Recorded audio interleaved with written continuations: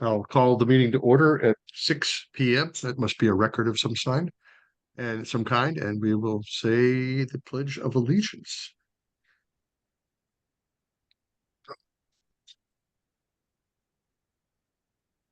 I pledge allegiance allegiance to to the flag the flag of the United States States of of America, and to and the republic for which it stands, one nation, under God, indivisible, indivisible, with with liberty liberty and justice for all. justice for all. as you work.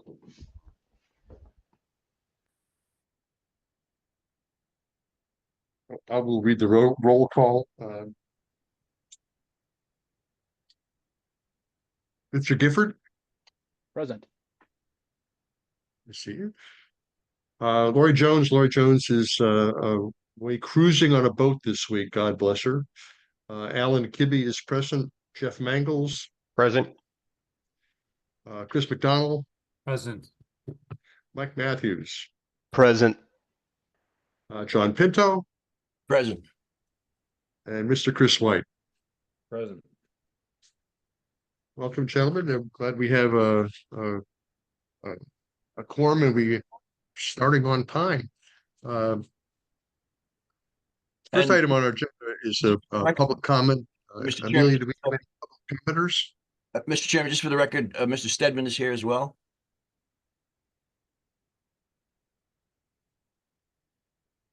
Amelia, are there any We have quite a few attendees, so if any attendees would like to speak, please use the raise your hand feature at the bottom of your screen. And make sure to please say your full name and your address. And first we have Diane Cece. You should be able to speak now, Diane. Good evening, everyone. Can you hear me? Yes. Thanks. Hi, everyone. And I seem to be perpetually plagued by audio problems, so I hope this comes through clearly.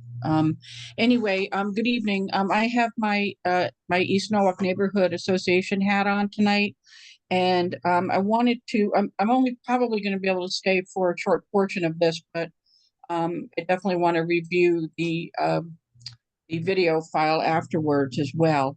The item I want to. This isn't exactly an item on your agenda, but I think it links into application review item D. Where you're talking about the Walk Bridge project and the barges and cranes and things in the harbor. East Norwalk Neighborhood Association was recently made aware of a crane and a barge that's actually in the Norwalk Harbor now that I think many of us would have assumed is in conjunction with the Walk Bridge project. But it's my understanding now, and I'm still doing some research on this, that this equipment has been in the harbor for maybe as long as 2 months, and it has very little or no movement in that time, but that it's related to a construction project that's actually in the town of Darien and nothing to do with Norwalk. So I wanted to bring that to your attention because I assume at some point that there's some sort of a permitting process that goes on with what can be in the harbor, especially for cranes and barges and construction stuff, unrelated to Walk Bridge. I know that was a whole separate project for you. And so I wonder if you can address that, or if you know anything about this and who you might direct both residents and ENNA to follow up on this. And then I will be, like I said, reviewing later your discussions, continuing on the Walk Bridge. In particular, the concerns we already raised regarding Eversource underwater, undergrounding the cables. Thank you so much. You're muted, Alan. Alan, you're muted. Better? A little bit. Generally, we don't discuss these items in a commission meeting, but I can knock this one off pretty quickly. The vessel, the barge in question with the crane on it has paid a mooring fee and put a mooring in there to be there. The Norwalk Harbor is a federal anchorage. It's open to and free to all, so there's really no reason they can't be there. So that's the short answer. We don't want to entertain a discussion about that, but that's the way it is. There's a permit issued by the harbor master, and that's the story. So, thank you for your comment. It's noted, and I'll pass that along to the harbor master, who I think has had some discussion about this with some of the neighbors as well. Thank you, Diane. Do you have some more comment, or is not for now? I'm not sure. I mean, Diane's hand is still raised. I can't tell if she wants to speak again or if that's just left over from the first time. But if anyone else would like to speak again, please use the raise your hand feature.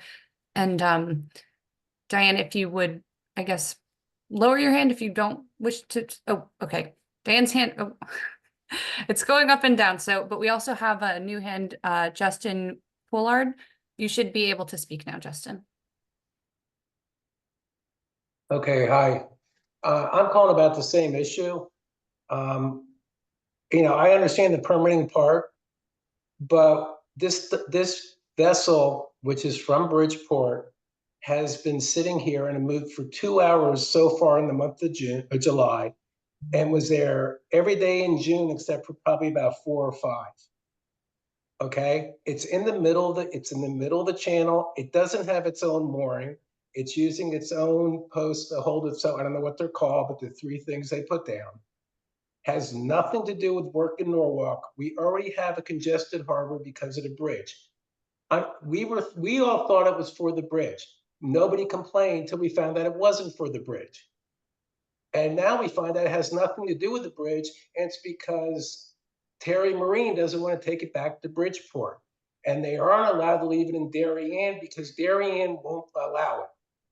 I have a friend who has a dock company in Greenwich, and he told me whenever they do a dock in that area of Long Neck and Darien, they are not allowed to leave it there and they have to put it somewhere else. So we're the dumping ground for somebody's private home project they're putting a dock in. How long is it going to be? All summer?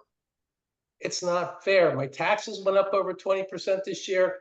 And my view every day is of this crane in my backyard and all my neighbors.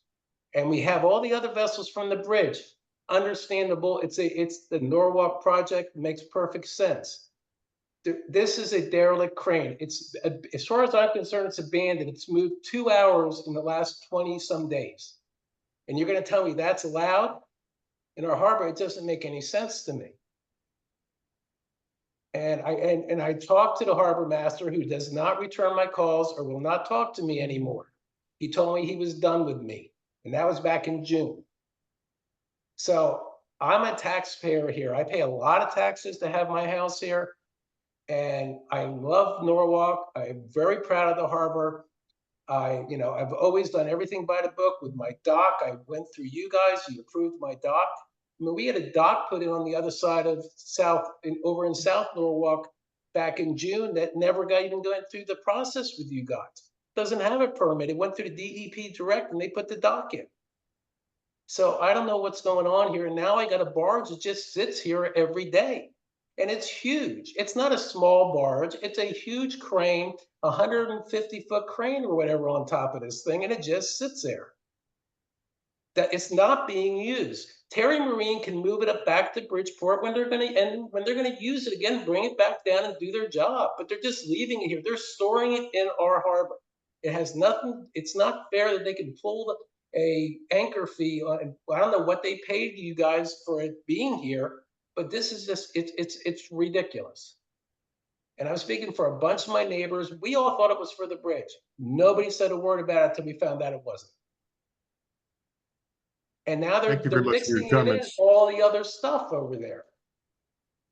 It hasn't moved.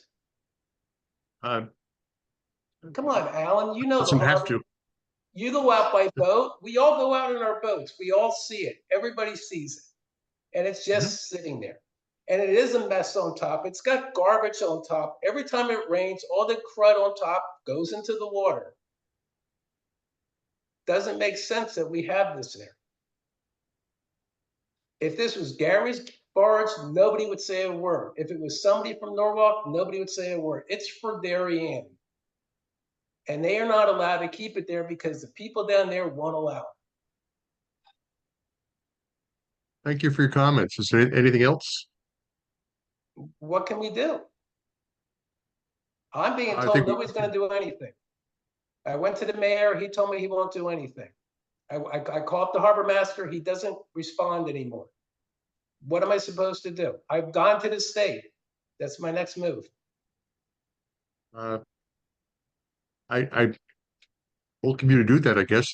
Well, what do That you- barge is what do you expect? legally there, so there's really no point in carrying on this conversation any further. This is really not an agenda item this evening, so. Right, well, Well, I'd like to ask agenda's the harbor, about well, dock, it's about setting up for the walk bridge and the barges. You're gonna talk about barges. You're on in the meeting. Out front and what they're gonna be doing. This thing has gotta be in the way. Actually, it's not in the Actually, way, if I it's not may, in the way. and it is not in the channel. it's in, And it is not in the channel, it's not in the way. It There isn't? is Come no, on, there Jeff, is come out there. no, I'll there visit is you. no, there, please don't interrupt me. Go ahead. Thank you. Not in the way, he's paid his fee, he can be there. Harbor master approved it. There is no safety issue. He can be there. So that's how you take care of the citizens of the taxpayers. And all. your time is up. Thank you. Thanks, Thank you, Jeff. Mr. Couillard. Amelia, got anybody else? Yes, Miss Cece's hand is still raised, so I will allow her permission to talk if you'd like. You should be able to unmute, Dan. Thanks very much. I appreciate the opportunity for you letting me to come on because I just want to clarify something. And clearly you can hear the passion, at least in this resident who's affected. So I hope that that we can work together and get some answers. Mr. Kibbe, what I was looking for, and I said at the end, is if you can direct me then to where I can get the facts and data on this, because that's what we like to deal with here. In particular, you said that Mr. Lavallo had issued an actual permit, that there's permitting for mooring, whatever the term is. Can you direct me to how I get a copy of the permit and also what the federal regulations were that you referenced? Where would I find those? Those two things, and I would appreciate it. Save me some time. Well, the first is the mooring permit. We use an electronic service, so we can give you a list of all the permits, and we can highlight where this particular mooring is and where it was paid, and so on and so forth. So that's possible. And I think Mr. Mangles can locate that information. I don't know the best source to find the map of the channel off the top of my head. In the harbor management plan. It's in the Is it harbor, Hummer? the harbor management plan has a diagram of the South Anchorage Okay. and shows the relationship between the channel and the South Anchorage and the channel to the East Basin. And I'm happy to reach out to him directly then, because then that may be the fastest way to get the information. Because the permit I want to see is not just the listing. I'd like to see the permit application with the the owner's name and the contact information and how they specified the use and the time frame and all that good stuff. So I will reach out to. So I'm reaching out to Bruce Lavallo then, correct? Mr. Mangles can help you with that.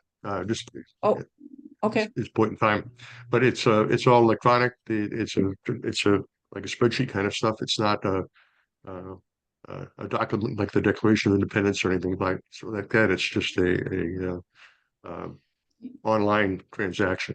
Okay, I'll take a look. I'll send the request in through staff. So it comes in through the city to you. Thank you so much. That would be Thanks in appreciated. advance, Thank Sarah. you. Yeah, appreciate it. Certainly, thank you. The others, Amelia. No one else has their hand raised, and Diane, you can email me directly with that request and I can get that information for you. But that is all the public comment for tonight. Thank you, Amelia. Next item is approval of the June 26 minutes, June 26, 2024 minutes. They are on the website. Lori has done her work with them, and I will ask for, since in her absence, I will ask for a motion to approve the minutes of the June 26, 2024 meeting. Make a So motion. moved.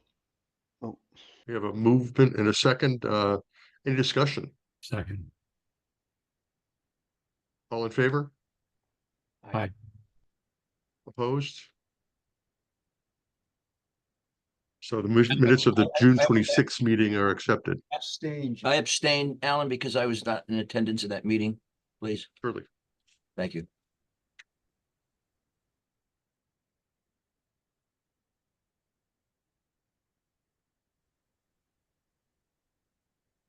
Okay, it's time for application review committee. I'll turn the meeting over to Dr. Pinto for review of applications. Mute myself. Thank you very much, Mr. Chairman. The first application on our agenda is for 28 Shorefront Park, which is a pre-application. This is an application that's been put forward by Mr. Patrick Fox, who proposes to construct a 4-foot by 68-foot piling supported timber pier. He's got a 3-foot by 40-foot aluminum ramp with an 8-foot by 20-foot piling anchored timber floating dock for private recreational boating access. And the applicant plans to retain, and there's a concrete step that is alongside of the breakwater that he has on his property. There's a concrete step that it's along the property line that he plans to maintain. Other than that, that is a pre-application. And I think, I'm sorry, is it Mr. Hiltz? Good evening. Yeah, I have, let me see here. Oops, no. Let me get out of here. Yeah, if you want to share the drawing with the littoral lines and the Yeah, I have maybe that. the neighbors, I think that was probably the most important one. Yeah, that's what I'm looking for here. Oh, here we are. Wait a minute.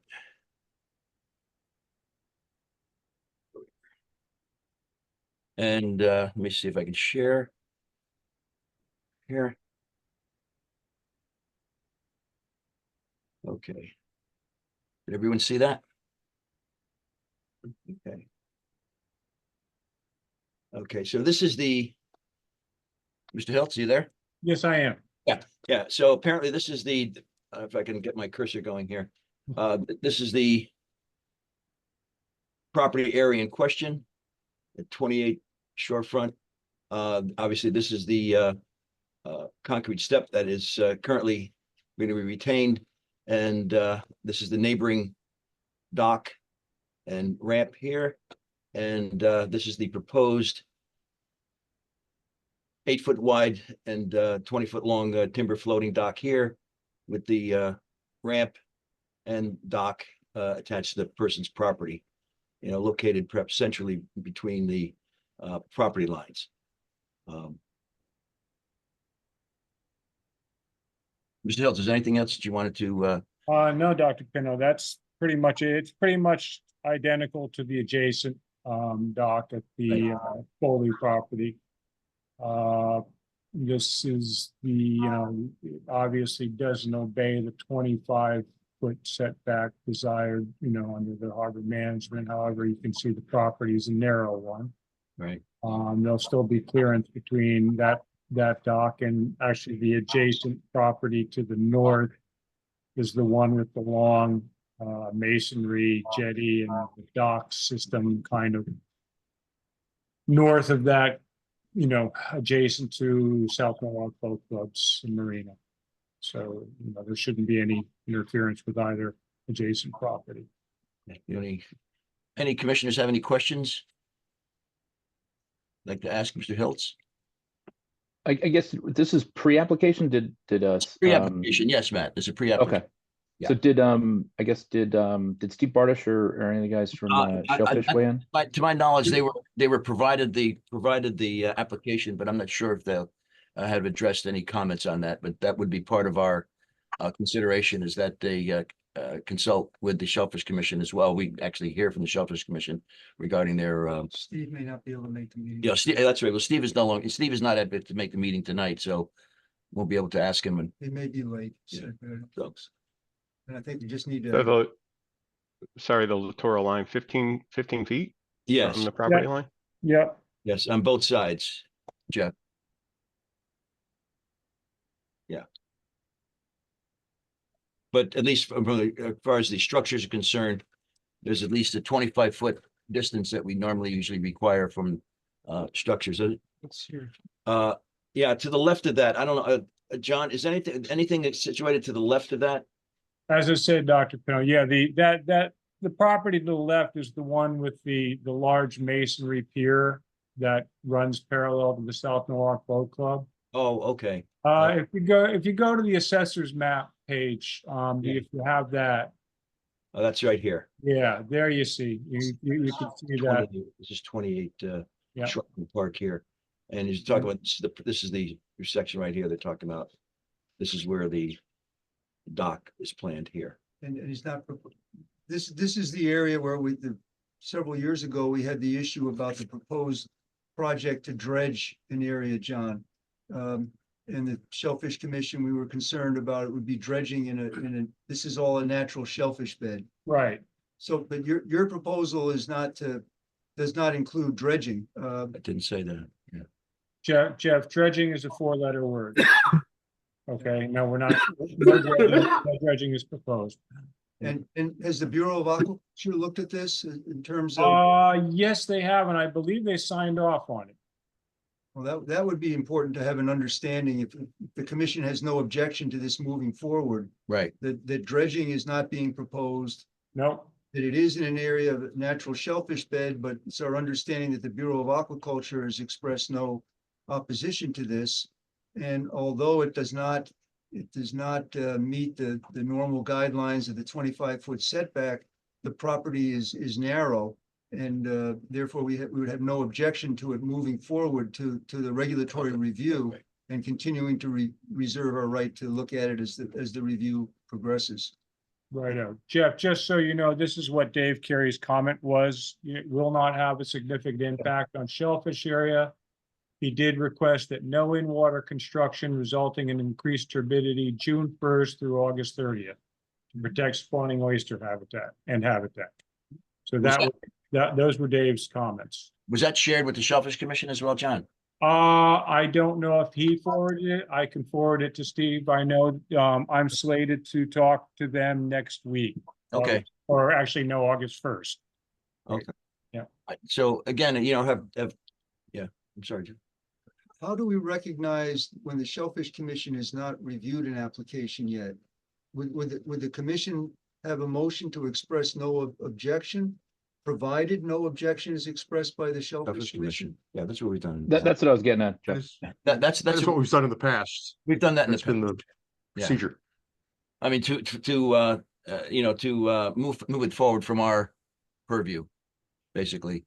That we have no objection to the application moving forward. Again, providing that the Shellfish Commission has no objection. And again, that's certainly interesting. Thank you, Mr. Hiltz, for the follow through with Dave Carey with No Shellfish. problem. Yeah. And of course, the caveat too that any vessel or dock should not sit on the bottom for any appreciable length of time. That's usually our usual comment. Right. And is there any construction going to be done waterward or? Oh, yeah, no, there's no way you can get anything in there landward, so it'll all be Okay. done by barge, yeah. Okay, so barge. So again, that any material or barge that's going to be sitting there and be consulting with the harbor master with regard to placement and certainly timing of the construction going on with regard to tide. Yep. Right. Does anyone like a motion regarding that, or is there any further questions or comments that commissioners like to make? Dr. Pennell, I had one quick question. John, can you just correct, is this assessor's map correct in that from the other depiction, there was a dock at that house just southward of the property? Yeah, you're right. This is an old GIS. This is from the city's GIS system. But I don't think they update the aerial photograph overlay. I think that's a 2019 aerial that they use. Yeah, so Yeah, no, that's what I thought. I fished that the only flat area out in front has of the there a lot, dock here. so. Yeah, the dock here, Matt, was in Yep. the and Mr. Hiltz's drawings is shown in here.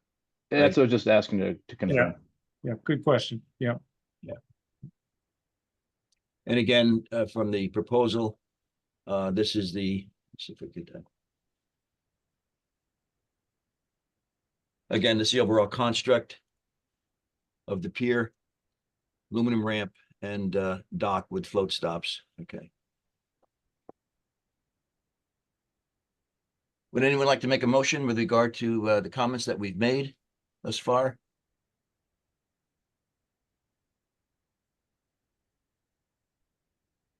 Would you like to propose a motion? Yeah, I'll make that motion, Dr. Pinto, that, per the review of Shellfish and our standard language about harbor management plan, All right. to move this forward. All right, that we have no objection to the application moving forward.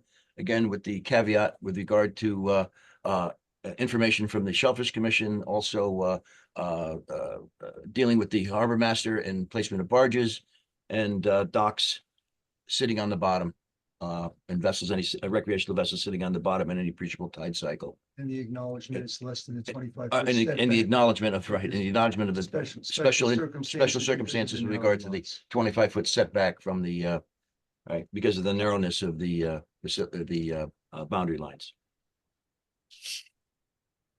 Would anyone like to second that? I'll second it.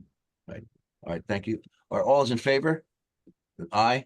I, Any abstentions or nays? Okay, so moved. Great. So we'll get those comments to you, John, very shortly. Very good. Thank you very much. I appreciate your time. And let's see here. The next application is for Wilson Avenue dredging. It's 120 Wilson Avenue. And this is a COP maintenance dredging application. And the application is, this applicant is the Water Dog LLC, which they'll dredge approximately 3,680 cubic yards of sediment from a 36,000 square foot area as part of a maintenance activities. The dredging will reach a depth of -6 feet, mean lower water, with an additional foot of allowed for over dredging. The dredge material is approved for disposal at the unconfined open water site at Willis, it's Western Long Island Sound. And the barge will access the site via a navigational channel, and the sediment will be removed via clamshell bucket from the barge before being transported to Willis. They mentioned here that the erosion and sedimentation controls will not be implemented. And Mr. Hiltz, are you also associated with this application? I think you're on mute, John. You're muted, John. Hi, can you hear me now? Yeah, no. Yep. Sorry about that. Is this the application for the Wilson Cove Yacht Club? Yes. Okay. Yes. I'm not representing them, but I do represent, or I have represented in the past, and I'm speaking on behalf of Norm Bloom and Son, as well as affiliated sail fishing entities. The previous dredging event at this site resulted in severe damage to grounds controlled by Mr. Bloom and also by his associates. I've had discussions with the Department of Energy and Environmental Protection regarding that, and regarding, ways in which we can ensure that that doesn't happen again. I provided the state with, basically sonar readings commissioned by the shell fishing entity that, showed several deep gouges through their grounds. And whereas the applicant proposes to use navigational channels to access the site and to then depart for the dumping ground, there doesn't seem to be any means of ensuring that. And that being the case, that's kind of why I'm here to talk to you all, because we're just concerned that there'll be a repeat of that kind of damage again. It was pretty substantial, and it was incumbent upon the shell fishermen to actually commission the sonar survey to see to demonstrate the damage and pursue redress as a result. And it's hard to really do redress when the damage is done. So if there's anything within your commission's purview or abilities to for lack of a better term, hold the contractor's feet to the fire, we'd appreciate it simply because, we don't want to go through that again. I have a question. Is the, do we know what the area, proposed dredging area is specifically? Is there a map of where they Yeah, want to if you, dredge? if you scroll down, there's pretty specifics. There's 2 spots. One's 3 times the size. There you go. There's a color map, I think, a little further down, Dr. Pinto, as well. If you want to expand on it, it's basically not only at one of their dock locations, but it seems like a little closer to their travel lift area as well. So that's one of the spots, I think, and then the other one is about 3 times the size.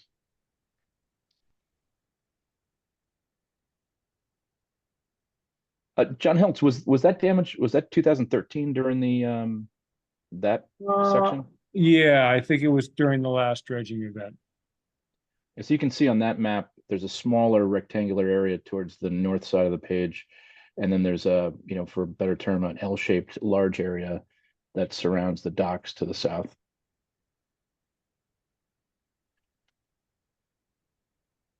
So Do we understand how the bottom was damaged? Was it the barge sitting on the bottom? It's dragging on the basically bottom? the loaded dump scow and the tugboat pushing the loaded dump scow instead of going out the channel, because this is in the winter and the mooring field is empty, they cut across the mooring field. The mooring field occupies shellfish grounds at the discretion of the shellfish ground leasee. And as a result, several episodes apparently resulted in several gouges resulting, coming about as a result of these guys cutting through the mooring field. In the past, we've required the vessel operators to have a, not that any of us be sitting there, but to have a map of the shellfish beds on the bridge when the vessel's in motion. Difficult to get the harbor master or the marine police there to check on that, but Yeah. we have made that statement in the past. Could I ask a question about when the damage occurred the last time? Was there any enforcement action against the applicant by Deep, or was Deep informed of the damage? Was there? Deep was informed of the damage. However, my understanding is that the actual shellfishing company had to pursue damages in court against the contractor. But there was no discussion about any sort of violation of terms and conditions in the approval. No, not to my knowledge, Jeff. I would think this is a matter that deserves discussion with the Shellfish Commission at its meeting on Thursday. on Thursday. Yeah. Because also the Shellfish Commission is not, the applicant is not required to provide this is a certificate of permission COP. application, not required to submit it to the Shellfish Commission. Right. But I think before the Harbor Commission would express a comment on this, it deserves additional discussion with the Shellfish Commission. And maybe a letter to Deep asking for no action to be taken on this until the Harbor Commission and the Shellfish Commission have a discussion and work up maybe some best management practices for the operation of the dredge and of the dredge scow. And there's no one from Land Tech tonight who's here to describe this. Is it, I'm not sure, but I don't think that's Tom Ryder. I don't think his name is not on that application. No. what's, it's an important issue, but it's not really specific to this application. And it's an the damage was not caused by the dredging at this location. It was caused by an operator operating within the waters of Norwalk. So they could have been dredging anywhere. I don't think we should punish this applicant. No, they were dredging here. Well, yes, but Oh, so- it wasn't, it was because the operator was operating, if the contractor's working on my house, but he runs over my, somebody's yard 3 blocks away, Oh, understood, but. So that's the equivalent land situation. So I'm not saying this shouldn't be addressed. Right. The remedy would be something, I mean, didn't we require that Chimbrow Middlesex put up a bond for potential damage to shellfish beds when they were issued the mooring permits by Green's Ledge, because that's the remedy you have in construction is a performance bond or an assurance bond that no collateral damage is caused by contracting work. And that's the situation we have here. It isn't specific to this property. It could be, they could have been dredging at the Norwalk Yacht Club or the Wayton Yacht Club or anywhere else in the harbor and, you know, went afoul of, went outside the channel and damaged shellfish beds. So it's more sensitive in Wilson Cove because the shellfish beds are there isn't an actual channel there. There's a fairway that's not part of the federal channel anyways. I think we call that a fairway and it's not the federal channel that they would have to navigate around. So it's all shellfish beds throughout there. See, we wouldn't penalize the company for, but But I think the approval of the certificate could have terms and conditions, right, and that's just as it important. does for where the material can be disposed of. And if one of the issues is that the contractor went through the designated mooring field to get to the disposal site, and there was a more appropriate route to follow, I think that could be something that we might recommend in the terms and conditions. And I Right. think we'd also want to discuss this with the Bureau of Aquaculture too, which we haven't done to this point, again, with respect to compensation for damages. But I think how the contractor gets to and from the site is directly related to this project. And if Well, sorry, finish your thought. I'm sorry. go ahead. Thank Well, you. no, I mean, yes, it's just a general rule of navigation that you shall not run aground. I mean, nobody goes out there intending to run aground. So, and there isn't, I mean, maybe we make this is specific to Wilson Cove because there isn't, I mean, am I right in saying that there's not a navigation channel there? There's a fairway. But again, it would be certainly important for us to consider the Shellfish Commission's comment, along with our harbor master's comment, with regard to the proper appropriate route to take in and out of that location.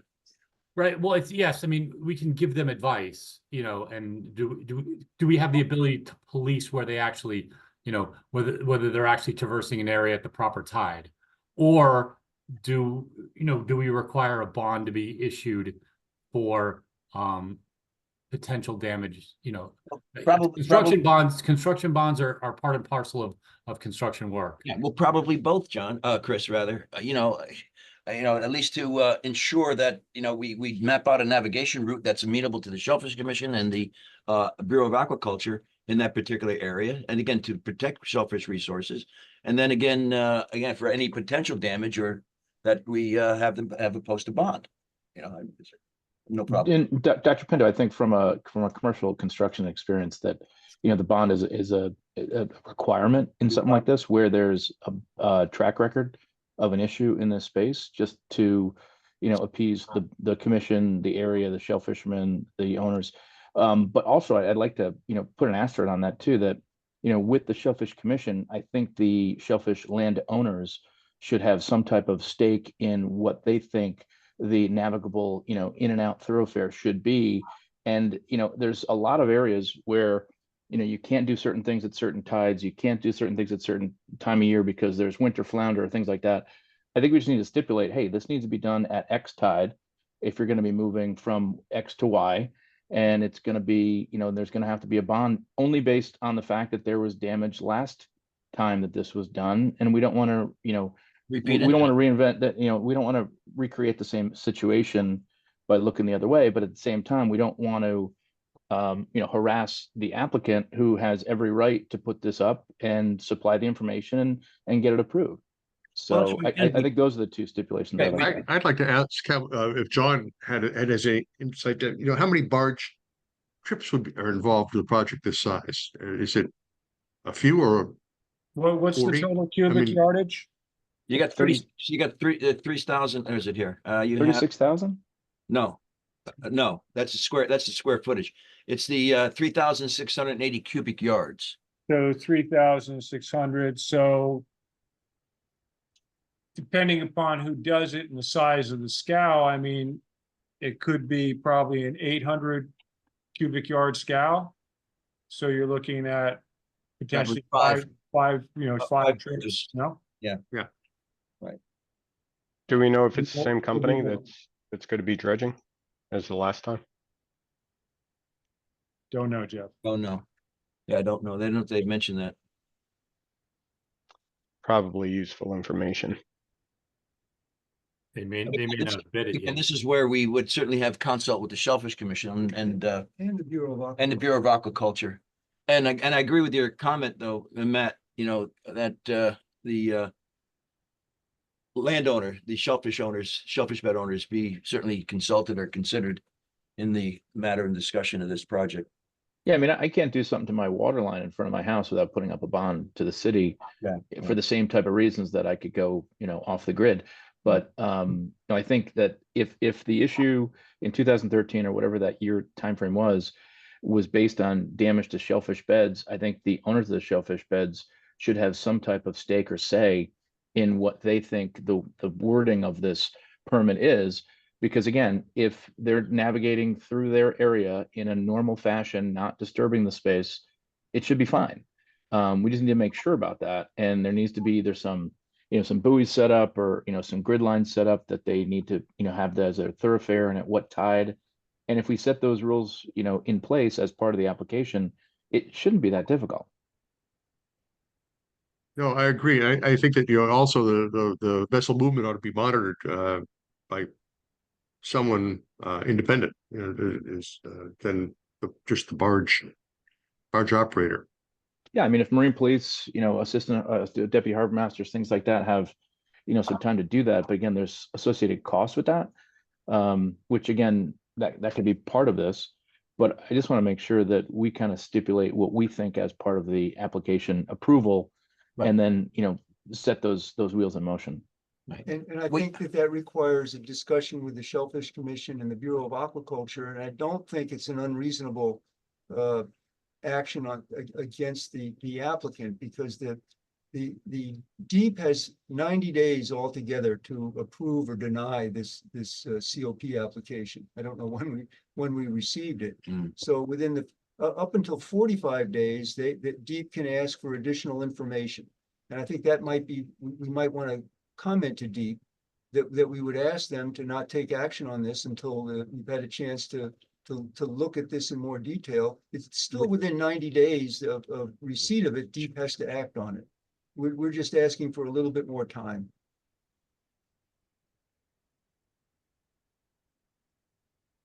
That's my opinion. Yeah. Well, should we make a motion to table the matter until we have comment from the Shellfish Commission and discuss this with DEP and aquaculture?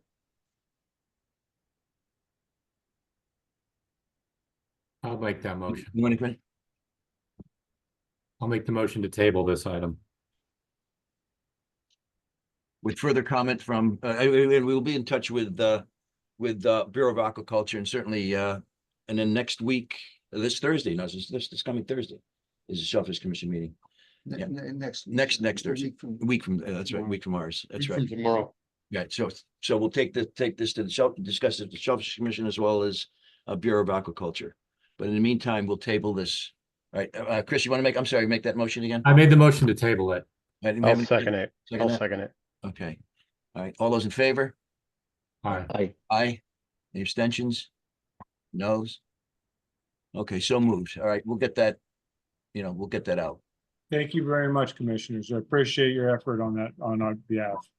Thanks for the info, you, John. John. Yeah, appreciate the info, John. That's some Take care. good Have a good background night. knowledge. All right, we got this here. Stop sharing. The next application is under discussion is that for 132 Water Street. And this is an application that was resubmitted by Mr. Bajek.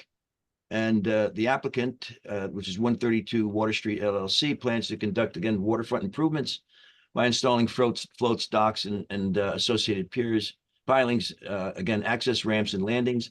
Norfolk Harbor Administrative Commission reviewed the pre-application plans at their December 2023, and then again at their January 2024 meeting, and reserve the right to review the previous applications when modifications or new information is obtained. The discussion of the project involved the policies set forth in the Harbor Management Plan regarding a setback of the proposed floats from the Federal Navigation Channel within the 10-foot navigation channel. So the applicant is coming back for review by us to determine the proximity of their floating piers, to within 10 foot of the navigation project, with regard to other applicants being at the same location, which is just slightly south of that, and then slightly north of that location. And I think is Mr. Hiltz, I'm sorry, Mr. Bajek is here to get this here. I'm here. Yeah, all right, Jim. Would you like to add some comment to that again? Because we still have that issue with regard to our proximity to the Federal Navigation Channel, again, with certainly special consideration. And if you want to add to that, of why you think this is a consideration for us again? Sure. Like John, as you stated, the neighboring properties also have docks and pilings that are within 10 feet of the federal channel. As a matter of fact, the Harbor Commission recently had no objection to the application by this same applicant, 132 Water Street, to change their docks in their South Basin area, which were at 10 feet from the federal channel. That was authorized back in 2010. But more recently, they were given approval, and they now have the state and Army Corps approvals for rearranging their floats. So the boat situation, moorings can be more efficient in that area. And those docks are still within 10 feet of the channel. And as you noted, there are other neighboring docks to the north. What the client is trying to do here is, this site used to be a commercial shellfishing industry, which goes back way back into the 1800s. The boats that used that facility over the years were rather large, with up to 20-foot beam, and they were 40, 50, 55 feet long. And they were allowed to utilize this facility for that period of time. So, what we're proposing now is to change the use to a more like a commercial marina, and also to allow the Marine Police to have their boats there. And what this will result in is actually less encroachment than what was there when the area was used by the commercial clam boats. So, we're not really asking for something new as far as encroachment. There's always been encroachment in this area. So we're just asking for a different use for the encroachment. Jim, did I hear you correctly that the U.S. Army Corps has approved this new setback as well as deep? Well, they approved the setback in the South Basin area. They're reviewing this particular application now, so they haven't approved this one yet. Thank you. Yep. And Jim, is that South Basin area the immediate south-facing neighbor to this location? Yeah, it's right next to Ishota Yacht Club.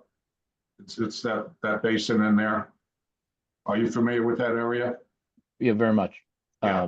I just want to make sure. So that's the permanent that has already been approved. Yeah, That's right. And it was reviewed by the Harbor Commission as well. Right. Yeah, and then the property to the north of that, Jim, there's also, they're well within the 20-foot setback, but then the property further beyond that is within the 10-foot setback. Is that correct? That's right. Yeah. And, yep. And I know we had a discussion with the Marine Police that they felt as though that there's no major hazard or issue that would be dealing with regard to problem of having boats within that vicinity. So, but Jeff, you had Jim, what's the Corps of Engineers said about the status of the 408 permit for this? The thing is, we can't really apply to them yet until we have the state approval. For the 40, you can't apply for the 408 permit until you have. Yeah, well, we need a local sponsor. So we need, in order to have a local sponsor, we need every, local agreement. And it's not just a state permit. It's like we need the Harbor Commission to sign off. That's part of the 408 process, is to have a local sponsor. So if the Harbor Commission hasn't made up their mind yet, we can't apply to the Army Corps. The Army Corps said though, so before you can apply for the 408, you need to get agreement from the Harbor Commission? It's the process. The process requires a local sponsor to have no objection to what we're proposing. So once we get the Harbor Commission approval, we're going to send a letter to the mayor of Norwalk, along with the Harbor Commission, correspondence, and ask for them to be the local sponsor and have no objection. Jim, this was not a pre-application. This was an application that you put in. Yes. Yes. Yep. The application is Right. is being reviewed by DEEP. We have a letter back from them requesting additional information, and part of that letter, they're asking us to resolve any issues we may have with the Harbor Commission. But just for the background for the other commissioners, the 408 process is different from the Corps of Engineers regular dredging and structures and fill. It's evaluating proposals that could affect a federal public works project. And it's the federal navigation project. So in other towns, the applications have been made to the Corps for the 408 approval, and the Corps has asked then the Harbor Commission what it thinks about the application, or what the commission's recommendation is. And in other towns, the Corps of Engineers has taken the recommendation of the Harbor Management Commission when making a decision whether to issue the permit or not. So I think we want to uphold the commission's role in the 408 process. Do you think there's extenuating circumstances here to allow encroachment closer to the channel? Then we should say that, but well, that's what I'm trying to figure out, what you, those John. extenuating circumstances might be that we could certainly justify issue with regard to being contrary to the carbon management plan that we have. That's the only thing that I'm sort of in a quandary about right now. Safety issues, proximity to an area that's also has within the 10-foot setback. I'm looking for a justification to sort of bring this forward.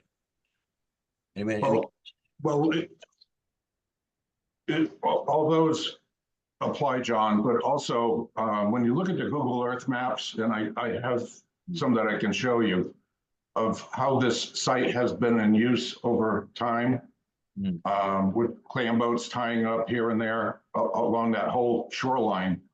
Let me see. Is it okay if I can share this information? Absolutely, yeah. Let me get it on the screen so I can show you. Okay.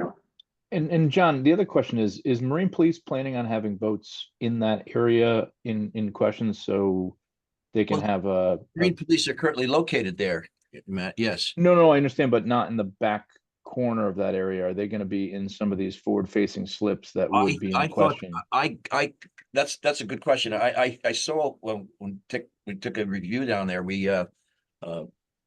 saw the Marine Police sort of at the face end of the dock, you know, at the end of the break, where the I didn't know if no, there you were know, no pilings there to, you know, that where they were proposed. There's yet, they're not being built yet because of the placement of the that 75-foot lithium powered craft there. Was it the Bob Kunkel's vessel that's in there? So the yeah, docks have not been built.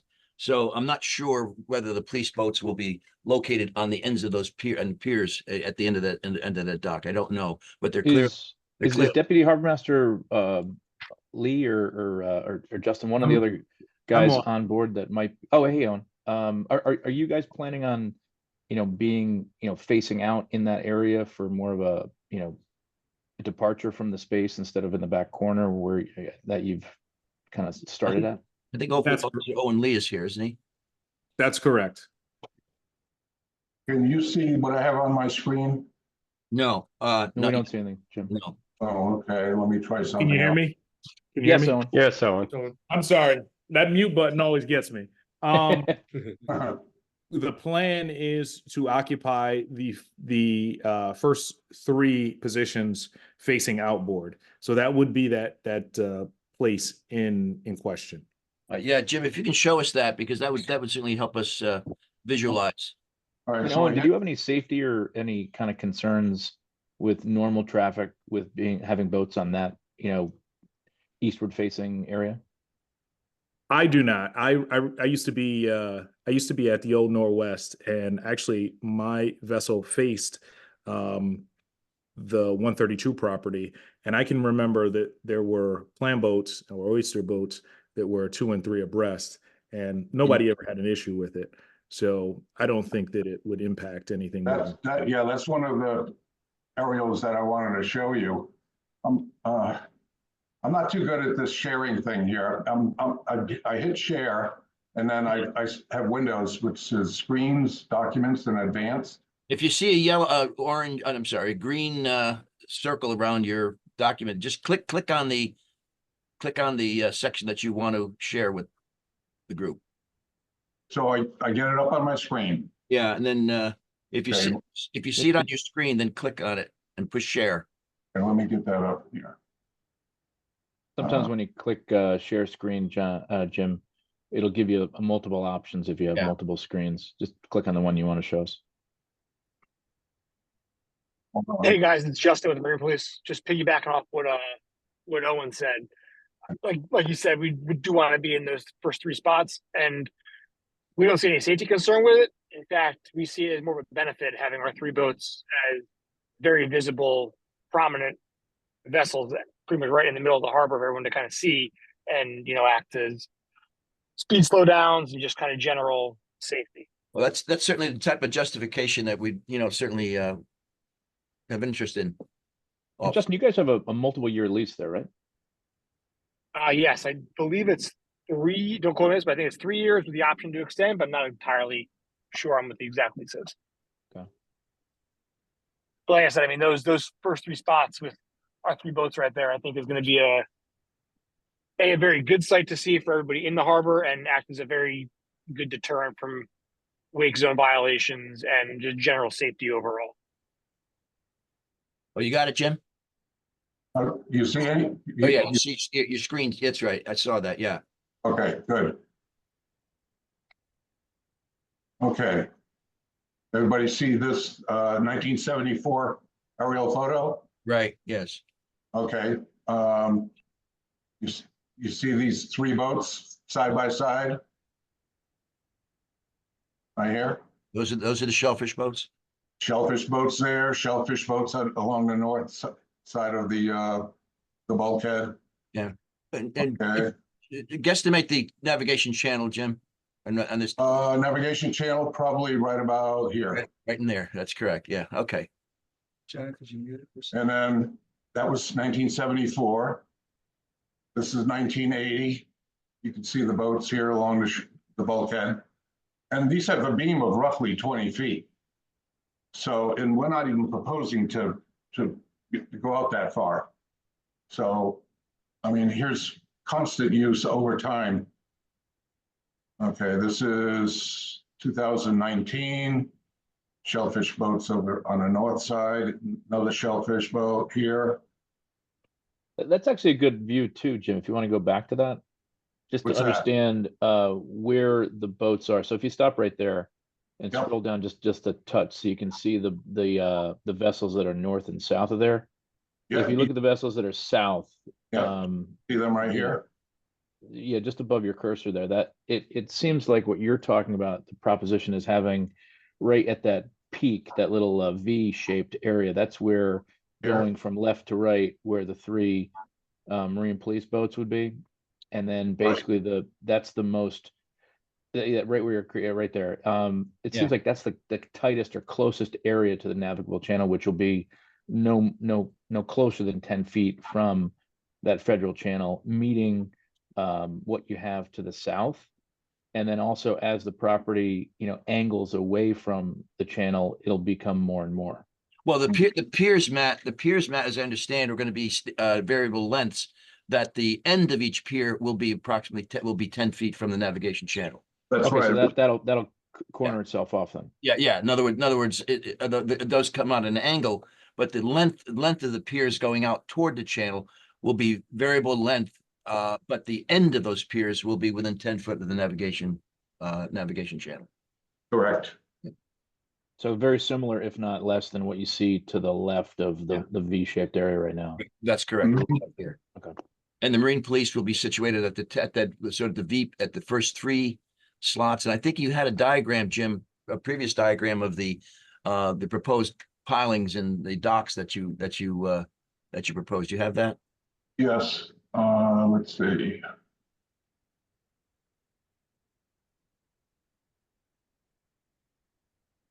I hope I can get to it.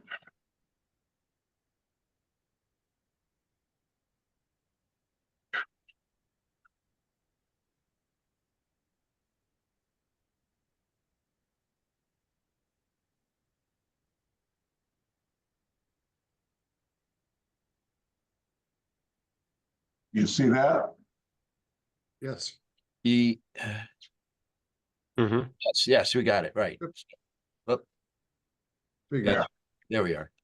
So the police boats will occupy the first three slips to the left, Yep, 1, 2, and then 3. oh Or would. no, just gotta be one. I was Yeah. under the impression it's where your cursor is now, 1, 2, and then to the right of that. So It'll be outside 1, finger, 2. inside finger, and No, then wait. front finger. So you'd have two on the end, two vessels on the end, this one, and then one situated inward. That's correct. That's the way that I took the arrangement. But I believe somebody from 132 might be on right now I believe they are. to better clarify that. But that was what I believed there would be. So utilizing that finger on both sides, whether the third boat is to the right of it or behind it, but utilizing that finger that's marked, the very end finger. Right. And 4 Jim, by just to 23 correct feet. that area to the Is, left has already been approved. That's the space you were talking about in the South Anchorage. Yeah, this has already been approved. All right, is Ted All the O'Neill way up to here. property owner or a person? What Mr. was the O'Neill? Gary question? Wetmore and Ted O'Neill, isn't it? Wait, I believe so- Gary Wetmore and Ted O'Neill are. Yeah, so Mr. O'Neill has his hand up.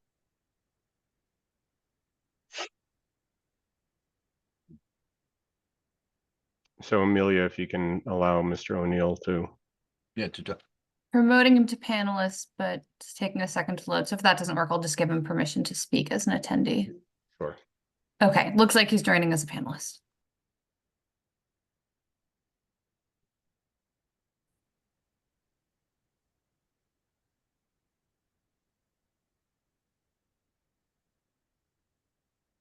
Okay, Mr. O'Neill, you can speak if you want to unmute yourself. Sorry about that. Hi, this is Ted O'Neill here. One of the owners of the property, along with Gary Wetmore, who knows listening in right now. But what Owen is saying is that is our arrangement. Yes, to put the police boats there right in front. And they do have a 3-year. I don't have the lease in front of me, but I believe it's a 3-year with a 3-year option to extend. Pretty sure that's what it is. I'm 99% sure that's what it is.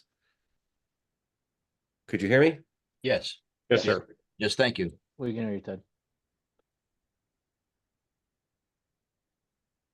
And I think, one of the things I've thought about this project a lot, me and Gary are pretty passionate about it, is, we're looking to actually, build a public access marina, which, hasn't happened in Norwalk in a long time, to add additional slips that are going to be for rent for customers and recreational use and stuff like that. I'm personally in the boat business right now. I have a couple locations in Roe and we're probably one of the last marina entities that are expanding into this business, not into the, so we're looking to just expand public access, which you've already done with the waterfront there. If you've been down there, it's beautiful, or getting beautiful.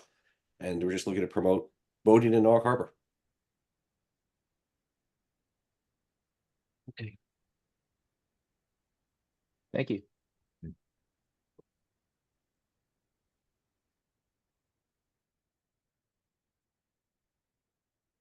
So what are we being asked today? Dr. Pinner, you're muted. Oh, there we are. Yeah, so actually what we're looking for is, certainly a justification for, because we have a comment with regard to our setback from the Federal Navigation Channel being within 20 feet, but again, under certain circumstances, to review the application with regard to a special circumstance to allow the application to move forward and for presentation of the DEP. Well, Deep has it. Deep has it already. So what we're asking to comment on the proposed setback distance, which is less than the distance, the general distance specified in the plan. Yeah. But the commission has the ability to recommend something different, a closer distance, if there are compelling reasons to do so. So in this instance, if you wish to have no objection to this, the compelling reasons would be the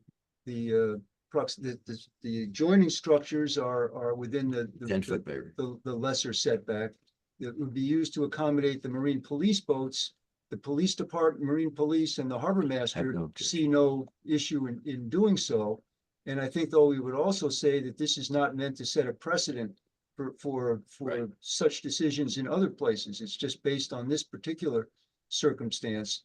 And I also think we want to also make a statement about upholding the Harbor Commission's role in the Section 408 process. But if you choose to do so, is to have no objection to this lesser than 20 20 feet feet setback setback. distance because of the compelling reasons that we've heard tonight. While reserving the commission's role in future 408 decisions. But the fact that the Marine Police and the Harbor Master, Marine Police officers and the Harbor Master don't feel that this will create an undue Hazard, public safety issue, yeah. issue would be one of the compelling reasons to have no objection to this. And, Dr. Pinto, based on the fact that, those two specific reasons, based on proximity to other approvals and Marine Police as well as safety, should we make a motion to move ahead, or what do you? That's what I'd like to do this evening. Yes. I think we should move this and move on. Yes, I think we are all in agreement. Yeah, I mean, and from a personal basis, the fact that there's another marina being added to an area that is being inundated with non or pseudo marine based, areas, I'd really like to proliferate more marinas and less, non-marine use areas. No, certainly, Matt, I agree with that. So we can have a make a motion to move forward with this. There would be no objection. No because objection. It's already moved. It's already moved been forward, but moved no objection to for them to go forward with their application to DEEP and certainly the Army Corps. And we will come up with the compelling reasons that were provided to us this evening to DEEP. I'll make that motion so we can move this along. Okay, all right. Does any commissioners have any objections to those comments or any further comments? you want a second too, John? I'll second that motion. Oh, thank you very much, Jeff. All right, so Certainly. then all those in favor, just say aye. Aye. Hi. Any abstentions? Any nays? Okay, Jim, thank you very much, Jim, for the presentation. Thank you. Appreciate it. And just one last comment, Jim, the area right here that you have these little dots here on the far right-hand side of this diagram.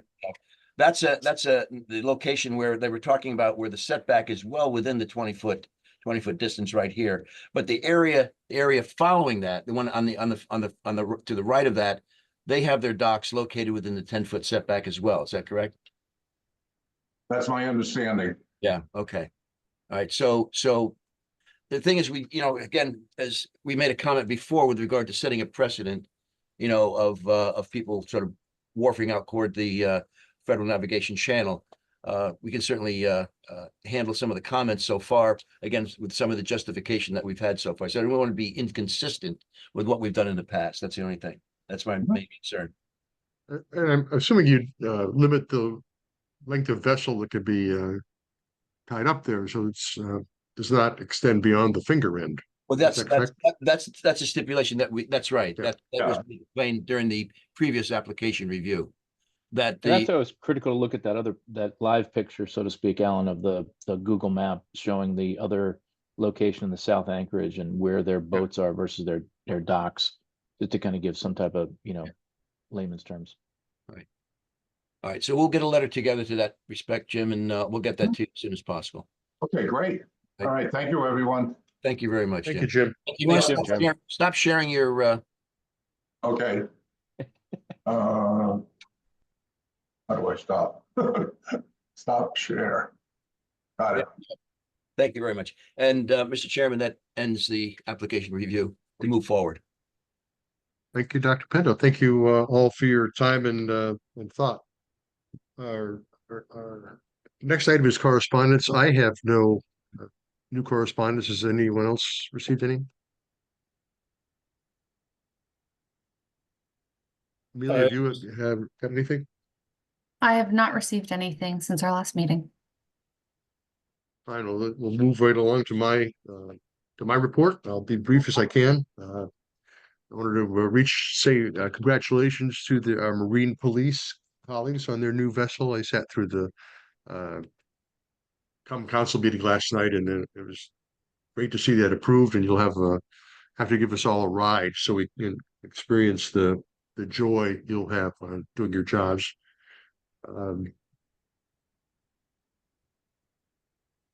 We made a lot of progress with at that same meeting, really, with the Common Council approved our changes to the coastal harbor regulations so that we can get all the fees that are kind of buried in the text of the regulations out of that document. So we'll be moving forward with it in lieu of having to change statutes to change fees. We will have a fee schedule for the harbor that we will be able to publish. The Common Council still approves the fees, but it'll be a much simpler process to get that done without going through ordinance. I'd like to see us try to get all the harbor fees on one page for publication with Recreation and Parks as well, so that we can have a uniform one-page harbor fee schedule would be my goal there.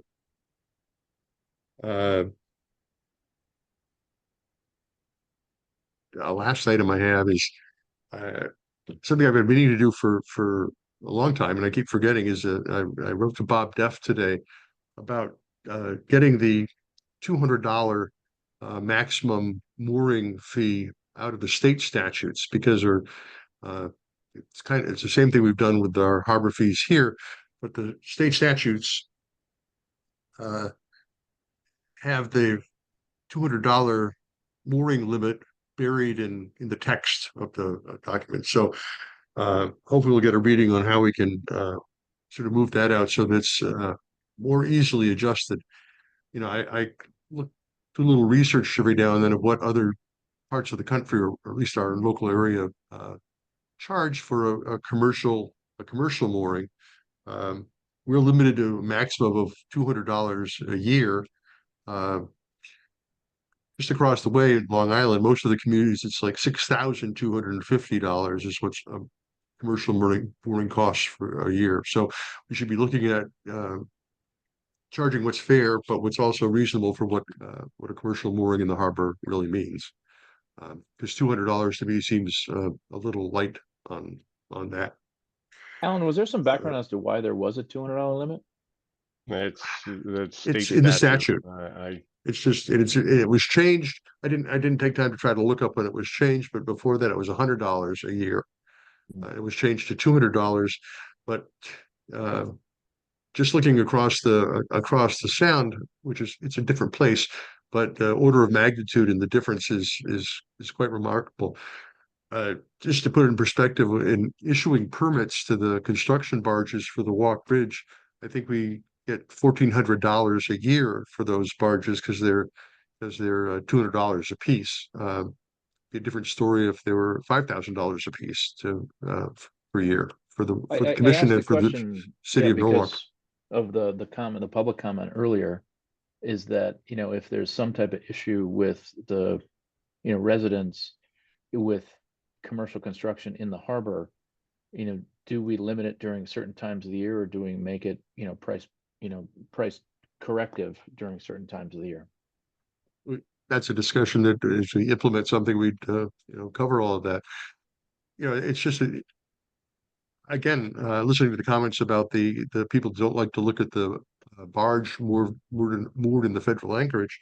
That could be a more robust commercial charge than $200 because that's what we're getting for that. Is that all? That's it for that? That's it. That's the max you can charge. That's also either for a all the commercial mooring or even you can have 100-foot boat out there, $5 a foot. It's not $500. It's $200. Wow. So if this whole Walk Bridge project takes another 7 years, yep, difference between the current regulations and what the correct, you know, more realistic regulations could be. I mean, I don't want to gouge anyone, but I think that I think these some folks are a little bit naive about what the value of these moorings, commercial moorings, are, and I think it's something we have to discuss. And hopefully, Senator Duff will get back to me if there's a process to do that, and if he has any interest in helping us with that. That concludes my my comments. Any questions? Anything you'd like to tell me?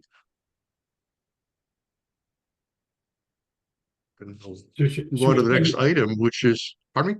So should we say, I have a question, but should we save it for the harbor master? I mean, who is the mooring holder that's being objected to? It is in the Walk Bridge, apparently. No, it's Terry Marine. Terry He's got Marine. a commercial mooring permit. He's taken out a permit just like the state did, or the Walk Bridge people. The harbor master actually wanted me to correct a record about something, if I can.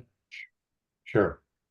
The harbor master wanted it to be known that it's not that Darien did not say that they didn't want the piece of equipment or barge in Darien. The issue is that the piece of equipment, the barge, is not suitable. It cannot physically be in Darien at low tide and be in a protected harbor. And so that is why Norwalk was selected, and he wanted that to be known. Thank you, and that's very true. Obviously, was the project being in the 5 Mile River? It is not in a 5 Mile River, but that is the only protected place to put something of that size and of that value. Within some type of proximity. Correct. Right. And so we are the next stop over within proximity to the job site. It offers protection for the vessel. Correct. I think to your point, Jeff, earlier, is that, you know, if we're looking at $200 as a maximum, the cost to move a vessel of that nature from here to Bridgeport is, you know, 20 times that. Yeah, absolutely. So maybe that could be some justification if we're looking, Alan, from, you know, more of a state relief aspect, that, you know, we're fine being, you know, held as cover to some degree, but it just needs to be, you know, realistically priced. I think that would need a statute change. Yes, We and we it possibly can't could, exceed $200. it possibly could become uh, part of a fee schedule rather than just something buried in the midst of a statute. Bridgeport But I think since that, we're on this subject, Bridgeport has a flat rate, $200 for everybody. Commercial, residential, doesn't matter. that's You know, because it's private mooring. Connecticut. That they're following That's Connecticut- because it's Connecticut, state correct. statutes. That's right. They're following Connecticut state Yep. statutes. So they have a $200 flat fee. You want a mooring, it costs $200. If it But if was you think of, $5,000, then you have some leeway about charging per foot or something, but Well, that's New York State. no, this is, Yes. I'm saying if Connecticut statute was $5,000, say, or no limit, then it would give an opportunity to those municipalities to charge an appropriate fee.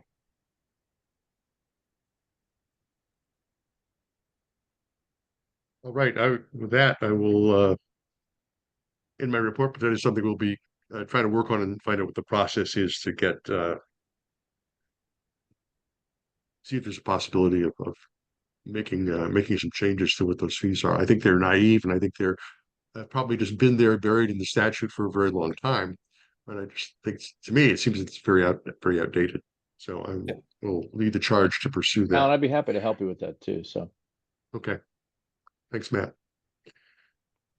If there's nothing more for me, do we have a report from the harbor master, Jeff? I do not have one. Deputy Harbor Master Lee, is there anything, or Deputy Harbor Master Vinci? Is there anything that wanted to be relayed from Harbor Master Lavala? No, the only thing that I had was that, like I said, Bruce wanted to correct that. And I think, Jeff, you want to talk about the boat? Sure. Yeah, sure. Or you can go ahead, talk about the boat. Either way. I'll let you handle it, Jeff. I'm just going to pick it up. One of us, Vinci and I, are going to pick it up tomorrow. Okay. All Very right. good. Congratulations. Moving right along, Consultant Jeff Stedman, have the floor. Thank you. I guess I'll start out with the more simpler things first. We did complete and submit on time the grant application to the Connecticut Port Authority for construction funds for the Veterans Park Marina. The application materials were due on July 1st, both electronically, and then it required also a drive to Old Saybrook to deliver paper copies as well. So the estimated cost of the project, and I want to thank Ms. Nigri and Dan Stanton, the grants administrator, and also from the engineering department, who contributed to putting all this together. But the total estimated cost of the project is $4,410,000. That's the cost we used for our grant application, and we requested 80% of that, $3,528,000, with the understanding that we're not going to get all of that because the Port Authority only has $5 million to distribute to all of the towns through this grant program. But we were directed to apply for the full amount. So now we hope to know about the action by the Port Authority on this application in August.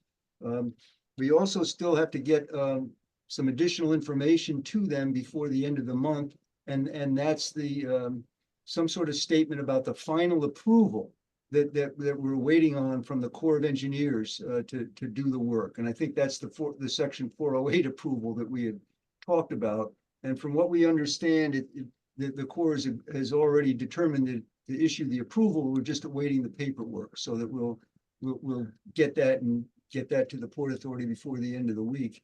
Regarding the future of the Port Authority, the acting executive director, Mr. Hammond, has announced that he's retiring at the end of August.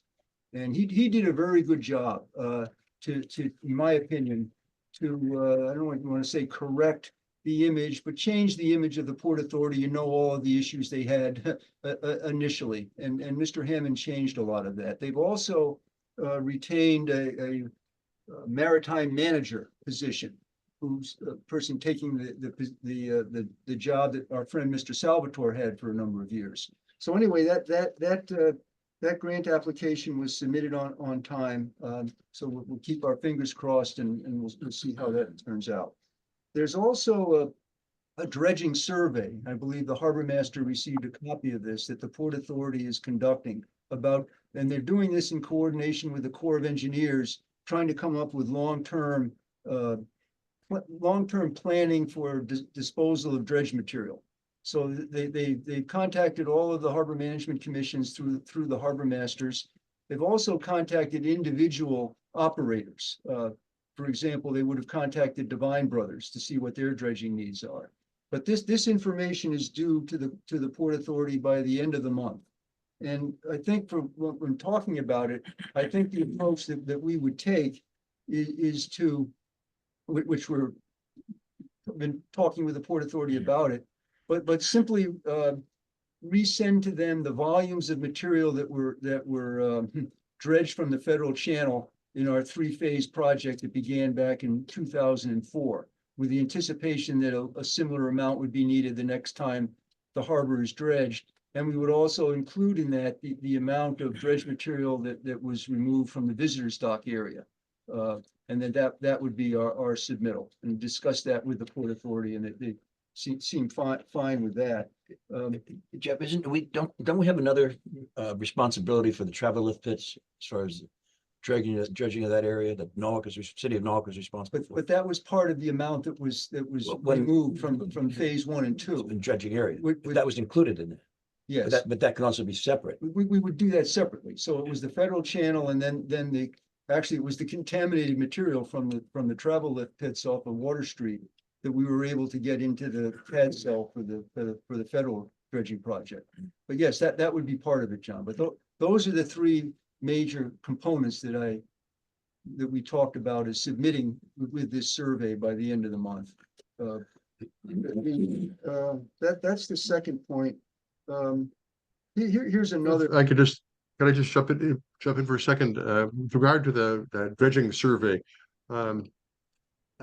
I forwarded that to all the boating activities other than Divine Brothers and large operators, because there's a feeling that might not have gotten around everywhere, and it was intended to get to everybody that had interests on the water throughout the area, to make a comprehensive report.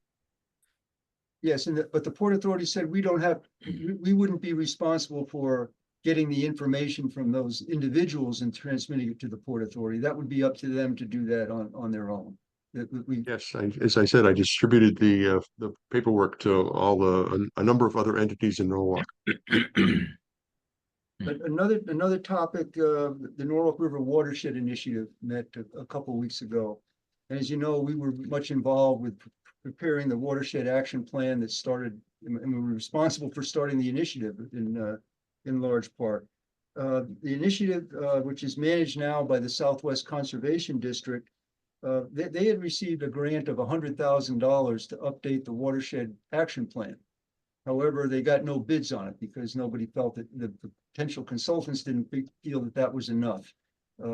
So one discussion we had is there's something that we could accomplish for the $100,000 with a professional consultant that's less than the update of the whole plan, and that's still being considered by the Watershed Initiative. That's one. Another one, we talked about the Harbor Management Plan update. And we've been talking with Deep about this, and as I've said before, and John said, our opinion and the opinion of other commissions, the most important thing in the update has to do with the authority of the Harbor Management Commission, and we'll get to that later. So the City of New London, in effect, is, I don't want to say forcing the issue, but has prepared a statement for Harbor Management Plan implementation that addresses the authority of the Harbor Management Commission as we believe it should be. And then that's going to be submitted to Deep for Deep's reaction. And Deep knows that this is not just New London, but it's all the towns that are proceeding with updates of the plans. And that absent some sort of resolution or clarification of the authority of the Harbor Management Commissions, a lot of this work could be considered not really worth the time. But so the City of New London is pushing that. And then in that regard, we had a long discussion, and part of this was my personal opinions that were discussed at the Shellfish Commission meeting last month. That we received a copy of the proposed draft final decision for the Eversource project. And that was proposed by the two parties to the public hearing, meaning Eversource and the DEEP. And the proposed draft final decision was submitted by the Eversource attorney, who used to be the DEP attorney. And there's a section in there that I think it's fair to say is objectionable. And it concerns the response to the written response in this proposed final decision to the public comments heard during the public hearing. And there was no reference at all, no acknowledgement that the Harbor Commission and the Shellfish Commission even made comments. There was also a statement in there that the proposed Eversource project is consistent with the Norwalk Harbor Management Plan. And there was also a statement that the city supports the project. And I think it's fair to say that's both offensive and it's unacceptably vague.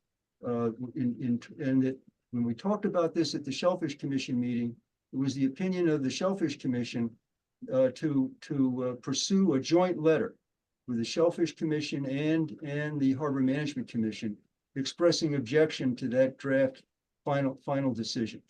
In the public hearing decision for the Walk Bridge project, it's the same hearing officer. The hearing officer at least acknowledged the Harbor Commission's comments and then went on to say that they not to consider them, but at least acknowledge them. In this Eversource matter, the comments weren't even acknowledged. And I think that's really unreasonable, especially given that the commission members who spent so much time working on this and who aren't with us anymore. And you know who they are. And also the Pat DeVito from the Shellfish Commission. So I think that deserves a response to express our concern that the comments were not acknowledged, they weren't even not referenced, not acknowledged, that the parties took it upon themselves to determine it's consistent with the Harbor Management Plan. I mean, one question is how do they determine it's consistent with the plan, and what's their authority to do that? And when they say that the project is supported by the city, what does that mean? What's the city? For the public record, is it the council? Is it the mayor? Why can't they be clear about that? And what does support mean? Is it a resolution? Is it a contract? So there were several questions that I thought I believe the Shellfish Commission agreed that we would put into a letter to DEEP. It's not going to change matters. I mean, the decision will be the same. But the other consideration is that this is the 40th year anniversary of the Harbor Management Act, which authorized municipalities to have harbor management commissions, and our friends, there were friends of ours who introduced that act. And the purpose was to increase local authority relative to state authority. Now you can argue, what's the point? If the comments of the Harbor Commission in such a significant project aren't even addressed or acknowledged. So that's my presentation on that. A couple of other things, but maybe before we get to that, the last thing, and Alan mentioned the update to the city ordinance having to do with the fees, but the ordinance was also changed in other ways as well.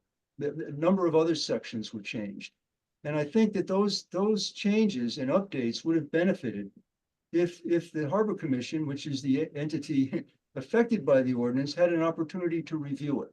And I'll just give a couple of examples that we had thought about from a long time ago. There's reference to the applications that are referred by land use to the Harbor Commission for comments. But the reference is to projects on, in, or contiguous to the harbor. Now, the statute says projects that affect the property on, in, or contiguous to the harbor. It doesn't just limit it to waterfront properties, because clearly properties inland a bit can affect the harbor through stormwater and increased development in the coastal floodplain. And the significance of this is another matter that we thought was going to be brought to the Stanford Superior Court, having to do with the jurisdiction of the Harbor Management Commission to review applications affecting the harbor.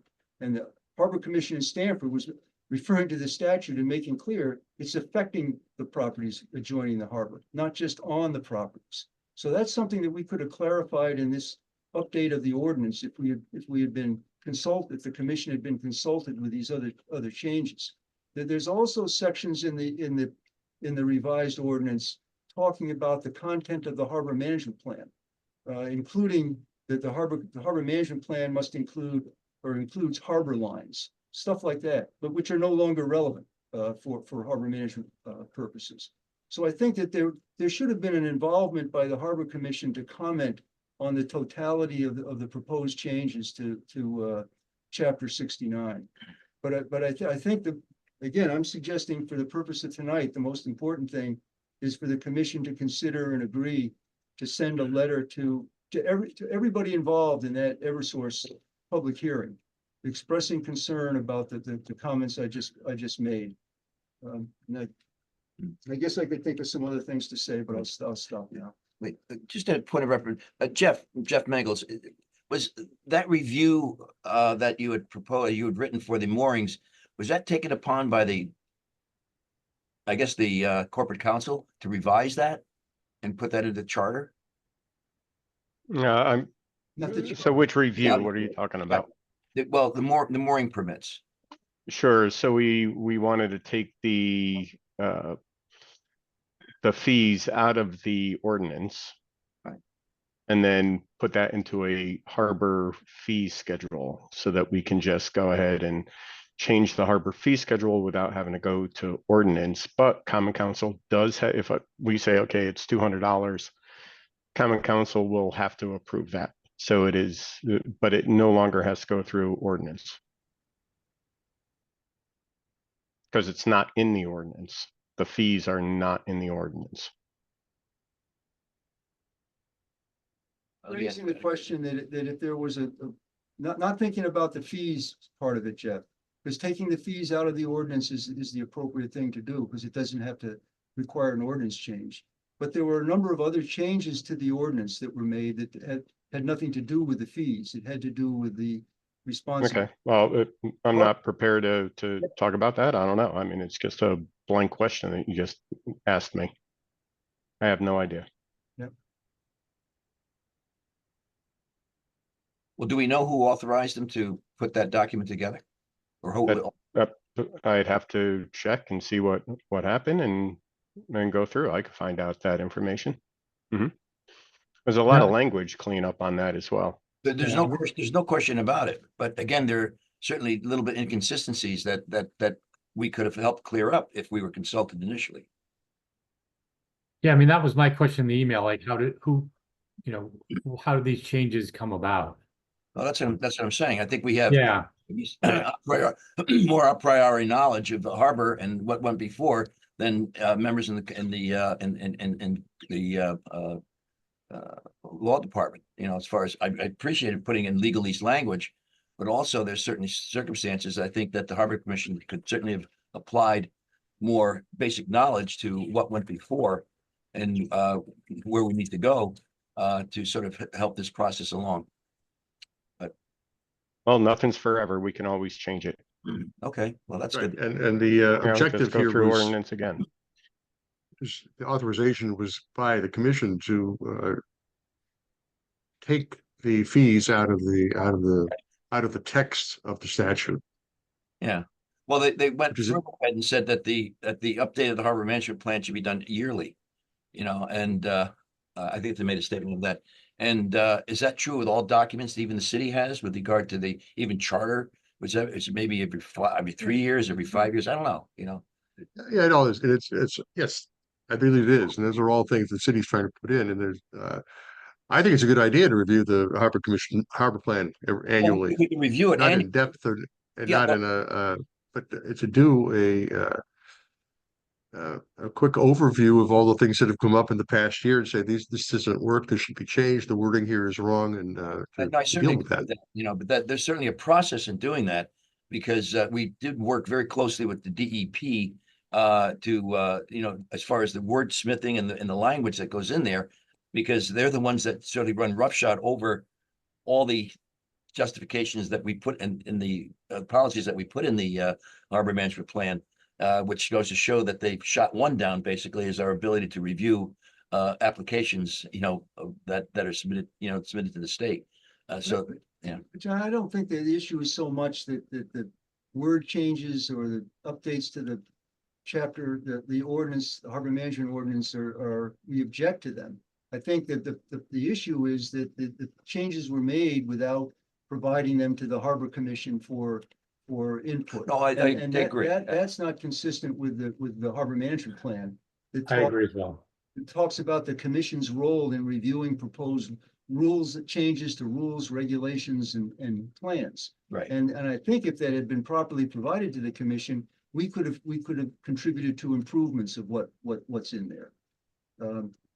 But anyway, I don't know that any action is necessary on that, but the comments that I wanted to make, that I was hoping that action would be taken, is to write to the parties involved in the Eversource public hearing to express our concerns that the comments of the Harbor Commission were not even acknowledged in this proposed final decision, and asking them to define what they mean by the city and what they mean by support from the city, and also ask them to explain how they determined that the Eversource proposal is consistent with the Norwalk Harbor Management Plan, and what do they think is their authority for doing that, and to have that in a joint application or a joint letter with the Shellfish Commission, which the Shellfish Commission agreed to pursue. I mean, it's interesting that the same attorney, our you know, Attorney Reiser was also involved in the Walk Bridge project that sort of started the precedent of not having the commission's authority being acknowledged, and then went one step further again without even. Well, but the commissioner the hearing officer hasn't acted on this yet. This is the proposed final decision that we're talking about, that's submitted by Eversource and Deep. Right.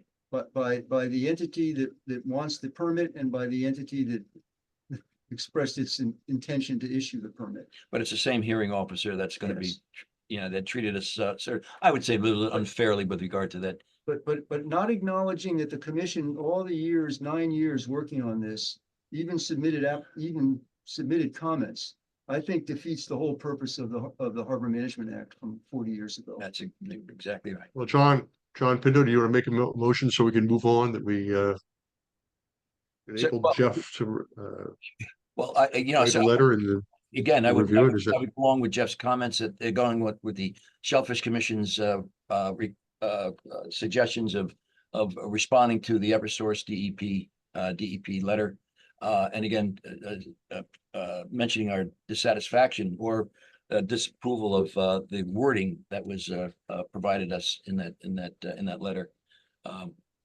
I know, Jeff, you made several individual points. To respond to the proposed draft final decision, to express our concern that the comments regarding public comments do not acknowledge any of the comments made by the Harbor and the Shellfish Commission. Right. Asking them to define what they mean by the city and what they mean by supported by the city, and asking them how they determine that the Eversource proposal is consistent with the Norwalk Harbor Management Plan, and what is their authority for doing so. That's a motion, right? That's a motion. Is there a second? I'll make that second. Motion made and seconded. Any discussion about?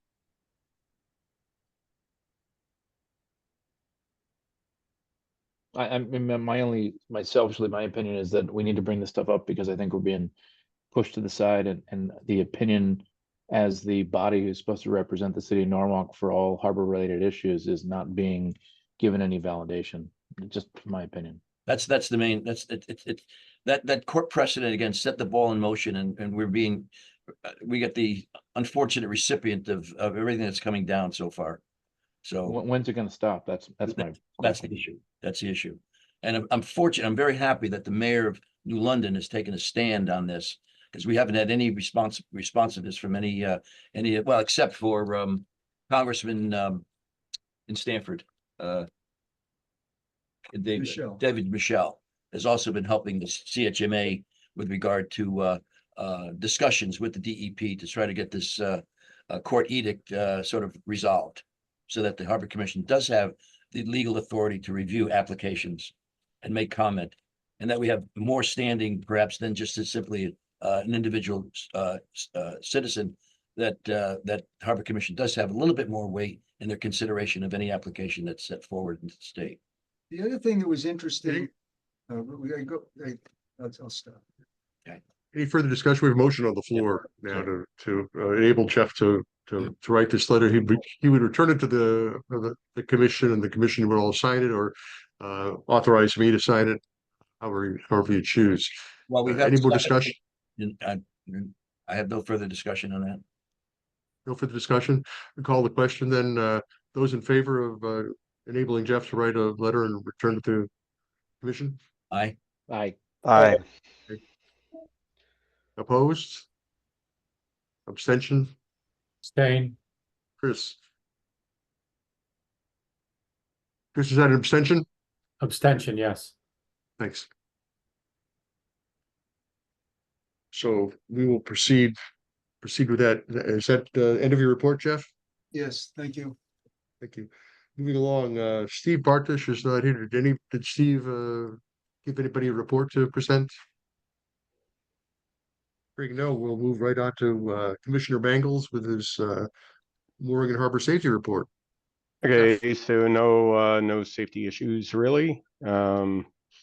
The transient moorings, it's going to be a slow weekend actually. We don't have any reservations this weekend, so if the harbor unit, the marine unit is out there and you see somebody on the moorings, it shouldn't be. But I'll give you, we have had some pretty good responses from them, from our guests. Some of them, mooring is great. You need a dinghy to get to the town dock. Good communication, South Norwalk, very nice. Short walk over the bridge. Restaurant, lots of restaurants. Wish they had more than 2 moorings in the inner harbor, and we would have if it wasn't for the work barges. For the bridge. Another one, stayed the night on the downtown moorings. Moorings are tight, but fit our 44-foot sailboat. Short dinghy ride to the docks, dedicated dinghy tie-up. Go to Cops Island Oysters and enjoy some of the best oysters around. Great value, stayed 2 nights, convenient location. You'll see all sorts of boats, oyster boats, free dinghy tie-up, and this is similar to everything that all of them have written so far. Good mooring, easy to get to town. Everyone in Norwalk was helpful and accommodating. Harbor Master and Harbor Police are super helpful and very accommodating. Great restaurants, easy to get to West Marine for supplies. So I know that I think Owen Lee went out there to help out Gunsmoke, I think it was, something like that. But that's that for that. So it's going to be a quiet weekend, I think, for moorings. But when I say that, then I get inundated with like the day of, and I have to figure out where I'm going to put them. But it's all good. The Harbor Master vessel is Deputy Harbor Master Lee stated that he is going to pick that up with Deputy Harbor Master Vinci tomorrow. I want to thank Matt Gifford for sourcing that engine. You put us in touch with All Seasons. That was great. Norm Edwards trailered the boat. I don't think he's going to charge us, but if he does, then he does. So the new engine was installed. It's in the water, ready to go. There were a couple of other things that needed to be done. The steering seals were leaking all over the place, and we can't have that in the water. So, and the drain plug assembly for the vessel was no good, and that had to get replaced. And lo and behold, I didn't know that that was a left-hand lower unit. It was left hand, so we needed to get a right-hand prop. But a good thing is that we did get a credit for the two props that we had, as well as the a credit for the broken engine. So that's a good thing. I'm glad it all but- worked out, Jeff. That's great. Yeah, great. Thanks for doing that. I mean, they couldn't have been more accommodating. It was really good. And now they're neighbors of our Owen and Justin on the Marine Police side. Yeah. That's true.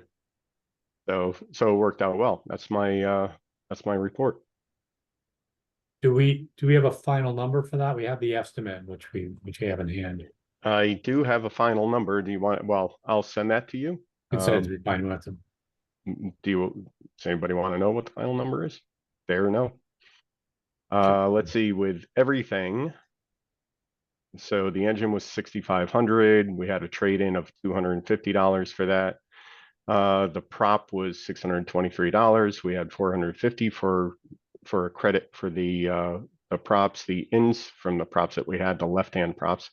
Labor to install the new motor was $1,300. Steering seals, I don't have that written down here, but the steering seals and to replace that, and then the bad plug, and to launch the boat though on a crane was free. So tax was $423.15 for a total of $8,966.94. I will send you that final invoice. Good. Yeah, that's only slightly over the estimate. Yeah, so not too bad for the work that they did. I think they really helped us out. That's in my opinion. It's a Yamaha 150. We'll see how well it does. That boat, it's a Patriot 23. I think it's 23, Patriot 23. Actually comes with a 150. So I don't know where the 225 left hand came into play here. So had to be from a dual engine vessel. It was funny because at when I some asked point. them about a replacement for a Patriot, they said, wait, are you talking about the 23? Because that comes standard with a 150. We happen to Yeah. have a 150. And I said, well, whatever's going to work. And then the other statement was, well, how fast do we need to go to track down people that are stealing moorings or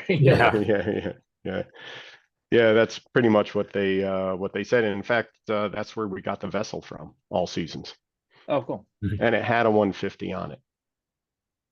So again, don't know where the 225 came in. So, And do we have a maintenance contract, or do we have We don't, but we are going to. I'm going to put together a maintenance plan, and then we'll see if we can get that maintenance done on a regular basis, because things like a leaky transom plug assembly, it wasn't just the plug, it was the whole assembly. That's just got disaster written all over it, as we all know. No, I felt bad for Owen maybe a week and a half ago. He was screaming across the harbor in one of the inflatables because one of the plugs was failing and they were taking on water at 6 a.m. So I'm just trying to think out loud and say, should we put a maintenance plan together for either the harbor master boat or the Marine Police boat, and just kind of help them along the way, because they've got a lot of other things going on, especially with the walk bridge. Yeah, we absolutely should. The boat has been gone through, so it is sound right now.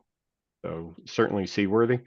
So we'll continue, and we'll at the end of the year we'll do work to it. We'll winterize it properly, get the bottom painted, do a spring pre-launch, and if we have to do anything mid-season, we will. Depends on how the use of it, and it's going to be used pretty extensively, I think, especially with walk bridge here.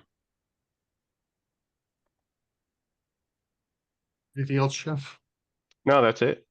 Well, I have a just one question. question, sorry. Do you plan on putting any more transit moorings in the harbor in August, or do we not have the new tackle yet?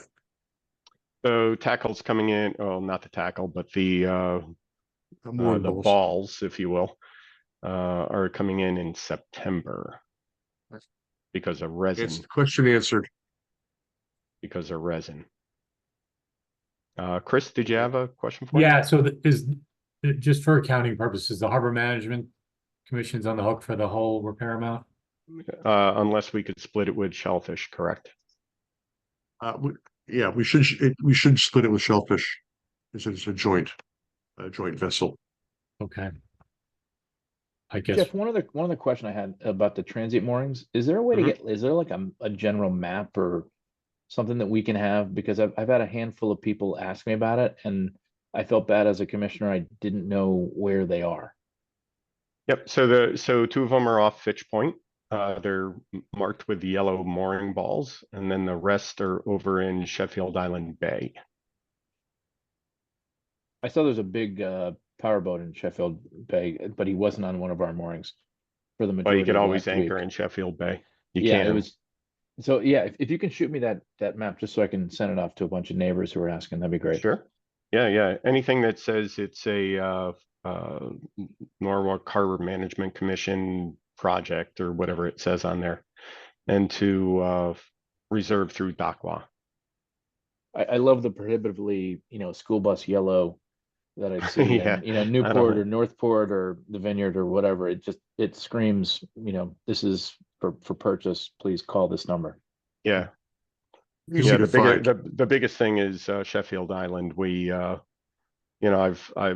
shot past there and see people on moorings, and I'm thinking, well, nobody paid, but Yeah. they also make a donation to Sheffield Island. Some of that is theirs as well. They have some moorings out there. Well, I appreciate all you've done a ton of work. It's been, a huge success over the last 3 or 4 years. So really well done. Yeah.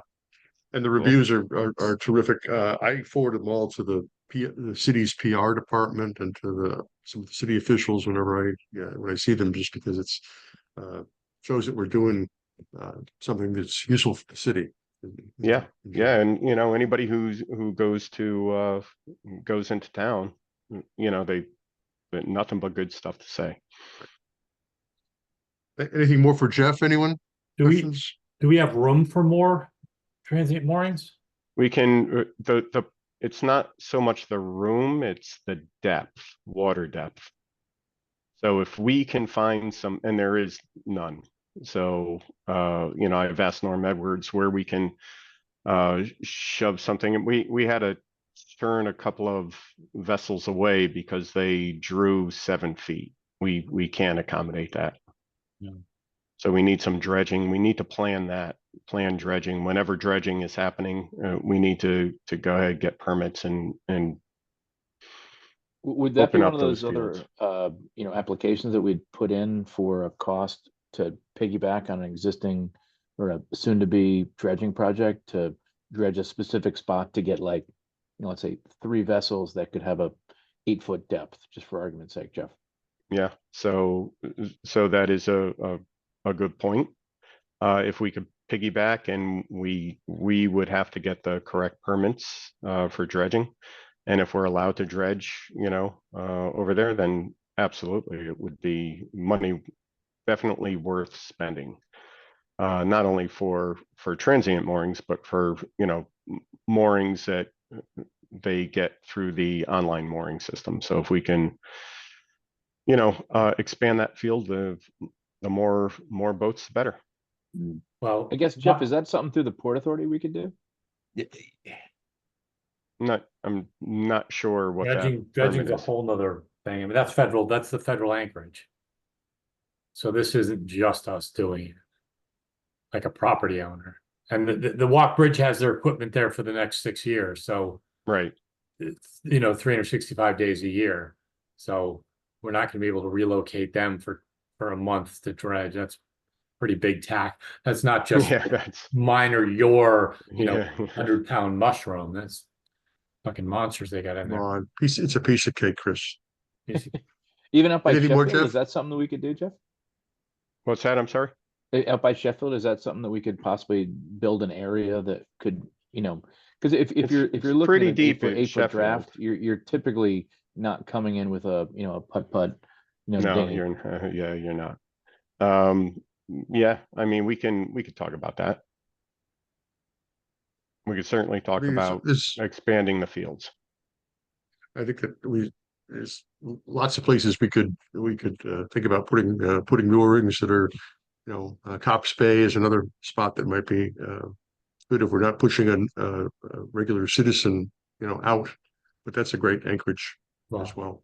And I'm glad also that the Port Authority is sort of putting out a sort of a call for, and be familiar with dredging projects going in and around the state. That's comparable to what Massachusetts and Rhode Island has with regard to having a dredging coordinator, which I think is long overdue in the state.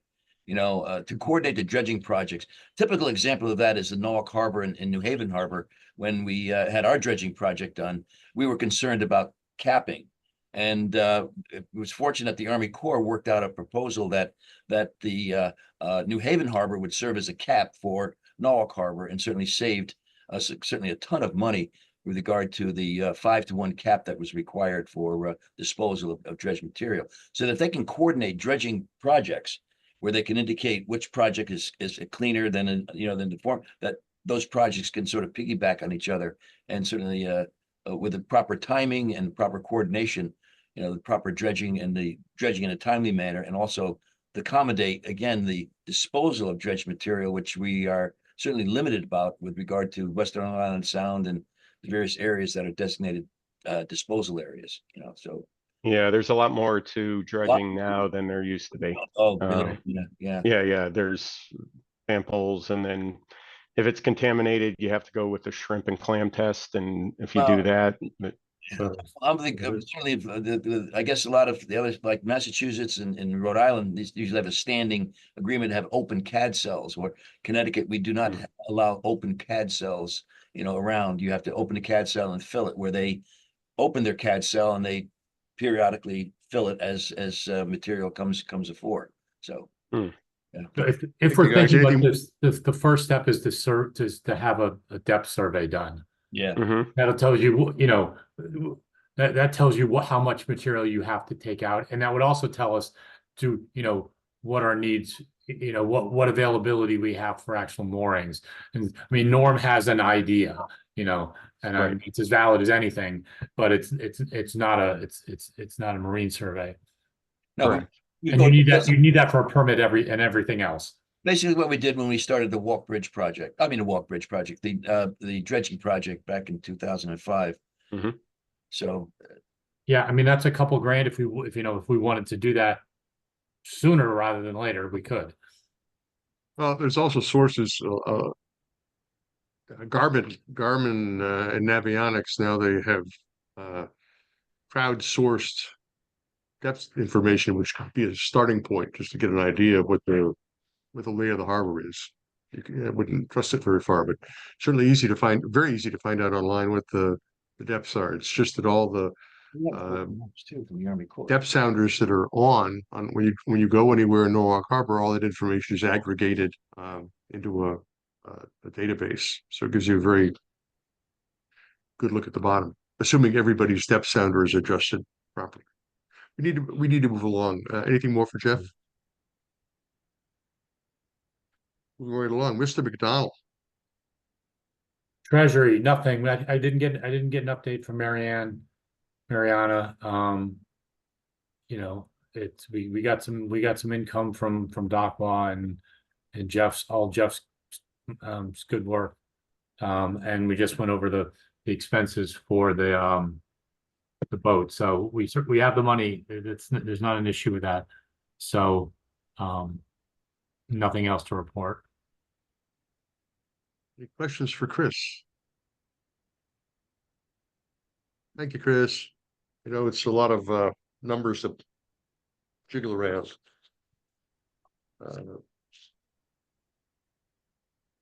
Lori is not with us. Christopher White, it's to you, brother. Hey everyone, finished writing up the last newsletter today and laid it out. I'm just gonna sit with it for a second, give it another clean read with a fresh set of eyes. Thank you for your contributions to that, Alan. I also forwarded everyone along the final decision that I got from the folks at Deep regarding the Eversource Energy thing. So that is all in your inbox there. And yeah, that's about it. So we'll have you should have I will have a PDF of the newsletter ready for review prior to August 1st. We're going on I have to run out of town again for business tomorrow, but everyone will have that. The writing's done. Thank you again, Alan, for the help on those topics. And yeah, that's about it. Okay, now, Chris, as I understand, there's no more, the letter's complete. I mean, the newsletter is complete for this month. I mean, yeah, if there's other things. All right, you'd then like to add into. I have something I wanted to submit. I'll submit that then for next, what you doing it on a monthly basis? Send it my way. I'm trying to do it quarterly. Trying. All right. I'm going to get it up as fast as we can. But if you got it, I mean, I haven't finalized anything yet, so you can send it my way and I can add it. Sort of a rehash and sort of an update of the importance of Norwalk Harbor. You know, sort of as a caveat of a mid-sized harbor in Connecticut. You know, describe. All right, I'll submit that to you. Yeah, and again, and this is an ongoing thing. If any commissioners have anything they want to call out or anything we want to focus light on or anything like that, you know, obviously just let me know. The inbox is always open. I'm always happy to hear any ideas or anything that you guys know about that I'm not privy to. So, And we're also able, just to add to what you're saying, can share information with one another without having a meeting. So if anything comes to mind or we see something or have an idea, yeah, just email it along to where it might email, go. shoot, text, do whatever you want. I mean, we're all around, so just let me know. Questions for Chris? Thank you very much, Chris, for all you do for us. Thank you.